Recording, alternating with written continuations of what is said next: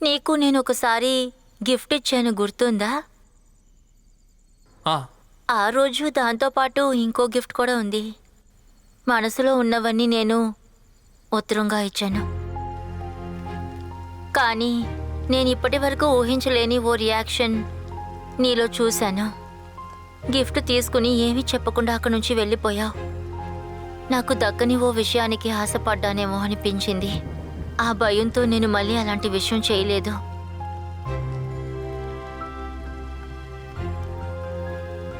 ఆ విషయాన్ని నువ్వు తెలుసుకుని నాతో మాట్లాడుతూ ఉండావేంటో అని నాకు తెలీదు. అను, నువ్వే కోరుకున్నావు.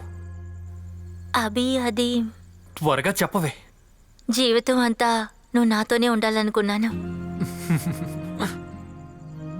జీవితాంతం నీతో ఉంటానని తెలీదు, కానీ 24 నిమిషాలకి నీతో పాటే ఉంటాను. ఏంటి? ఆ రోజు నువ్వు చెప్పాలనుకున్నదల్లా వినడం కోసం మరో 24 నిమిషాలు నేను ఇక్కడే ఉంటాను. నిజంగానా? నిజంగా. ఎప్పుడు చెప్పు, వింటాను.